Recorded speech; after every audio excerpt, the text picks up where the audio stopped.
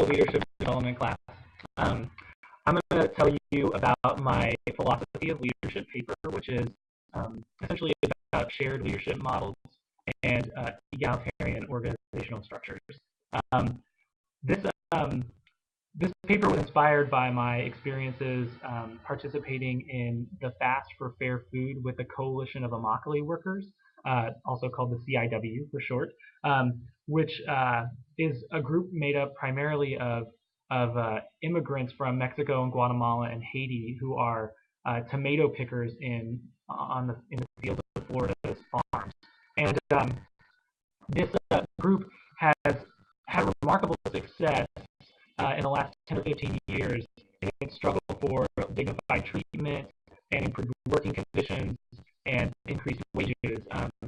And they have just a really cool and creative methodology and model of operating, which comes from a core group of leaders that it now numbers close to 100.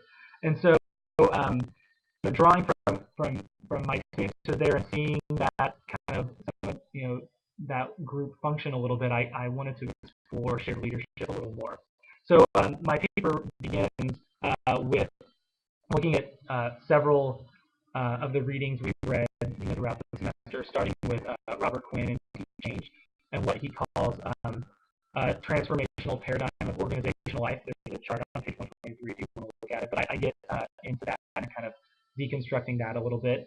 I also look at Ryan Eisler's writing about partnership models versus domination models, and in particular her discussion of hierarchies of actualization. And this is like where organizations have, like where respect and accountability and power flows across the spectrum of the hierarchy in an organization, as opposed to just being like concentrated at the positions of power where only the people at the top are valued and respected. And then I also look at Margaret Wheatley and her in that chapter where she talks about quantum physics and relational dynamics and interconnectedness, and I look at what she talks about with like critical connections and the potentials of relationships, and also how she emphasizes processes over just like task completion and like how things are done, how things are done as opposed to what is done. So from there, I go from that theoretical framework to what we're calling core or key competencies of leaders. And so I look at Autry and use him as a springboard to talk about community building, which I get into my trusty community development reader for anyone who's in Foundations of Community Development. You know what I'm talking about. I also look at, I guess, is it Singe or Singe, and his thoughts on systems thinking as a leadership competency, and then finally I look at emotional intelligence as like a social skill set for leaders. And then from there, I take a look at 3 different organizations, one being the CIW, which I already talked a little bit about. Another one is the Yellow Bike Project in Austin, Texas, and I have a good friend who's been involved with them for the past several years. And they're a really interesting organization because they're all volunteer, and their leadership collective group is made up of about 20 or 25 people, and they make all their decisions through a process of consensus discussion and consensus decision making. And then the last group I look at is the Occupy Wall Street movement, particularly through the lens of like mainstream media and then a little bit of alternative media. And this was at Dr. Boyd's suggestion to examine Occupy. And he, when I made my proposal, he kind of came back with like this concept of leaderless movements.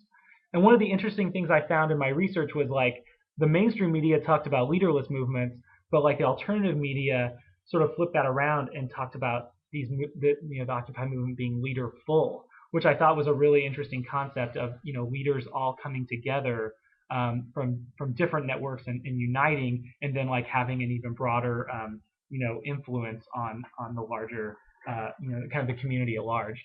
And that was another that concept also came through in my discussion with my friend Nathan.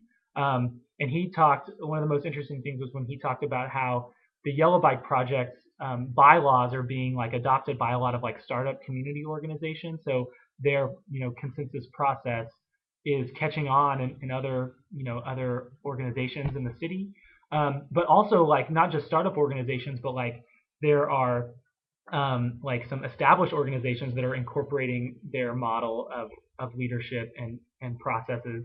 And these are like not just established organizations, but organizations that have influence and interface with like city government departments. So it's a pretty cool thing.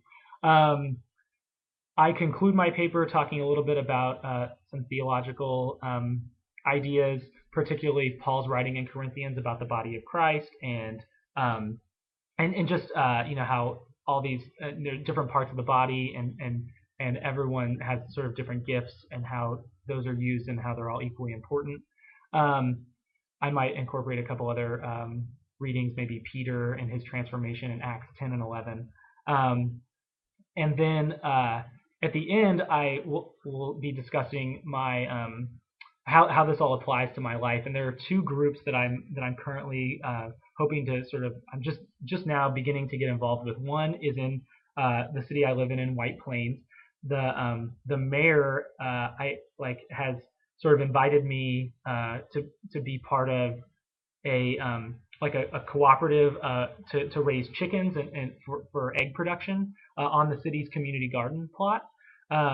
I got to meet the mayor at our church because he came to a tree planting ceremony we had on Earth Day, and he asked me if I wanted to be involved in that, and I was pretty excited about it. And then the other way I want to apply this is with a group that the Presbyterian Church.